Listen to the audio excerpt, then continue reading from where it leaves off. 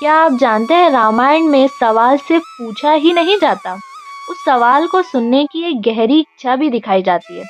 आज की कहानी है एक जिज्ञासु की, एक क्यूरियोसिटी की, जो पूरी राम कथा को जन्म देता है। आज सुनिए वाल्मीकि रामायण बालकांड श्लोक 5 का भावार्थ और वीडियो को अंत तक जरूर देखें। आज हम आगे बढ़ते हैं वाल्मीकि रामायण बालकांड श्लोक 5 की ओर। यही वह श्लोक है जहां वाल्मीकि मुनि सिर्फ सवाल नहीं करते बल्कि अपने दिल की डीप क्यूरियोसिटी भी व्यक्त करते हैं। यहीं से कहानी और ज्यादा सीरियस और मीनिंगफुल हो जाती है।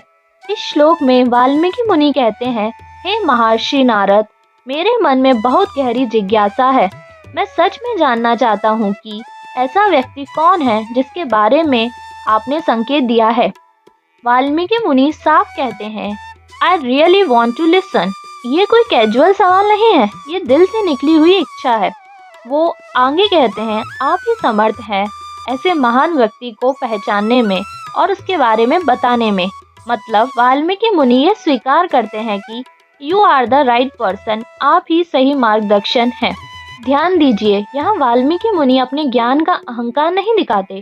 वो यह नहीं कहते कि मैं जानता हूँ, वो कहते हैं मैं जानना चाहता हूँ। आज भी हम जब लाइफ में कंफ्यूज होते हैं, हम कहते हैं please guide me, I want clarity. यही भाव हजारों साल पहले वाल्मीकि मुनि के दिल में था।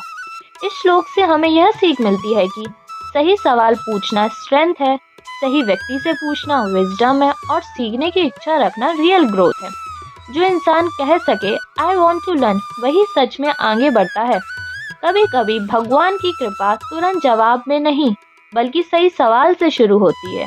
और यही श्लोक हमें सिखाता है कि जब वाल्मीकि मुनि तैयार है सुनने के लिए और नारद मुनि तैयार है बताने के लिए, अब अगला श्लोक हमें उस महान व्यक्ति की पहचान कराएगा जो आज भी मर्यादा, सत्य और धर्म का प्रतीक है। स्टे कनेक्टेड, क्योंकि अब रामायण की कहानी और गहराई में प्रवेश करने वाली है।